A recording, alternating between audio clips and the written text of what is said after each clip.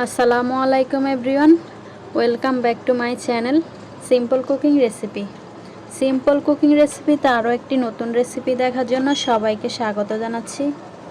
আজকের পর্বে আমি আপনাদের সাথে শেয়ার করব সিদ্ধ করা 2টি ডিম আর অল্প কিছু উপকরণ দিয়ে খুবই ঝটপটভাবে তৈরি করা যায় এগ বল রেসিপি। আজকের পর্বে বিকেলের নাস্তার জন্য খুবই ঝটপট একটি নাস্তা রেসিপি শেয়ার করব। একদমই সহজ রেসিপিতে এগ বল অথবা এগ স্ন্যাক তৈরি করে দেখাবো। বিকেলের নাস্তার জন্য আমরা একটু ঝটপট কিছু তৈরি করতে পছন্দ করি। এইভাবে আপনারা এগ বল তৈরি করে দেখবেন। খুবই সহজ একটি রেসিপি আর খেতে কিন্তু অনেক মজার। রেসিপিটি ভালো লাগলে একটি লাইক দিয়ে চ্যানেলটাকে সাবস্ক্রাইব করে আমার পাশে থাকার অনুরোধ রইল। তো কথা না বাড়িয়ে চলুন দেখে আসি এগ বল রেসিপি। আজকের এগ বলগুলো তৈরি করার জন্য এখানে আমি 2টা সিদ্ধ করা ডিম নিয়ে নিয়েছি। এই ডিমগুলোকে আমি একটি গ্রেটারের সাহায্যে খুব ভালোভাবে গ্রেট করে নিচ্ছি। 2টা ডিমই আমার গ্রেট করা হয়ে গেছে, দেখতেই পাচ্ছেন। এই পর্যায়ে গ্রেট করা ডিমের সাথে আমি অ্যাড করে দিলাম 2 টেবিল চামচ পেঁয়াজ কুচি, দিয়ে দিচ্ছি 1 চা চামচ কাঁচামরিচ কুচি। এবার এখানে আমি দিয়ে দিচ্ছি 1/2 চা চামচ আদা বাটা,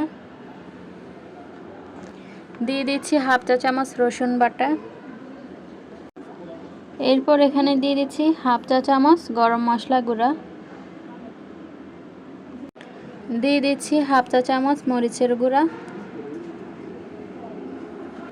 এই পর্যায়ে এখানে আমি অ্যাড করে দিলাম পরিমাণ মতো লবণ, দিয়ে দিচ্ছি সামান্য একটু হলুদের গুঁড়া, দিয়ে দিচ্ছি এখানে আমি 2 টেবিল চামচ ময়দা। ময়দার পরিবর্তে এখানে আপনারা কর্নফ্লাওয়ারও দিতে পারেন। এই পর্যায়ে সবগুলো উপকরণকে আমি হাত দিয়ে খুব ভালোভাবে মিশিয়ে নিচ্ছি। সবগুলো উপকরণ একসাথে খুব ভালোভাবে মেশানো হয়ে গেছে, দেখতেই পাচ্ছেন। এই পর্যায়ে আমি অল্প অল্প লেচি কেটে নিয়ে গোল গোল বল শেপ করে নেব। খুব বেশি ছোট করব না, খুব বেশি বড় করব না, একটু মাঝারি সাইজ করে করব।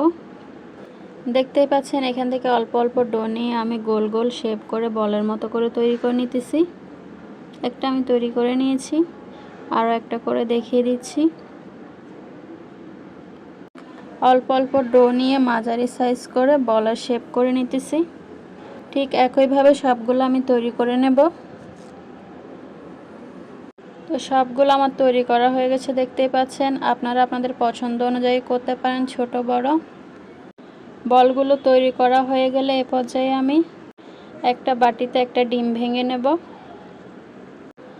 এই পর্যায়ে ডিমটাকে আমি খুব ভালোভাবে ফেটিয়ে নেব।